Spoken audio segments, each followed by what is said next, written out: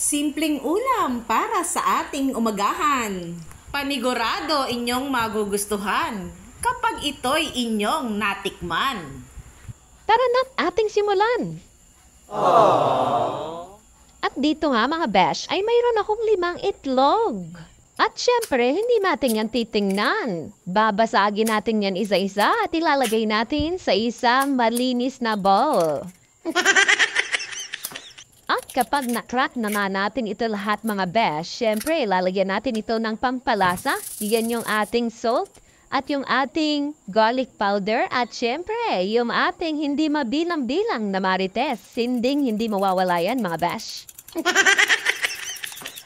Teknik lang mga besh. Sa pagbabati ng ating eggs, dapat hindi itinataas yung ating tinidor o kahit na ano man yung inyong ginagamit dito para hindi mas maging mabula pag natapos ito.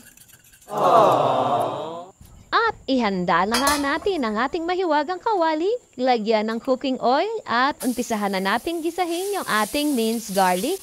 At syempre, kasunod na niyan yung kanyang partner na white onion. Yes, mga besh, white onion yung ginamit ko rito para mas maging mas malutong.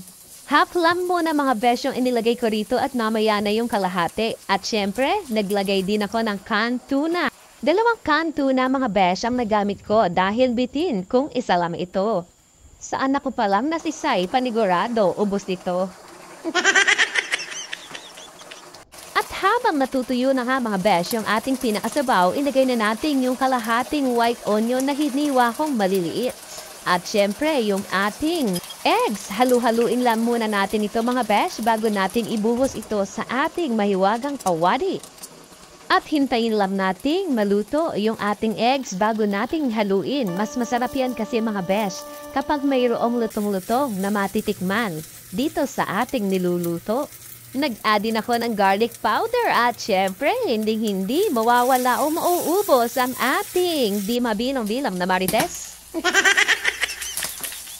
Ito nga mga besh, kaya ayaw kong haluin kanina agad-agad yung ating eggs. Mas gusto ko o mas okay yung may makita tayong buo-buo rito. Ayan mga besh, parang ganito. Sa pagluluto talaga mga besh, kailangan gusto mo yung ginagawa mo para maging masarap ang kinalabasan nito. At okay na nga ito mga besh, ihanda natin yung ating plate at isalin natin muna ito. At kung meron kayong sizzling plate mga besh, mas maganda at mas mainam ito para mainit-init pa kapag kinakain ninyo. At lagyan lang ng spring onion sa ibabaw at hanggang dito na lang mga besh. Thank you for watching!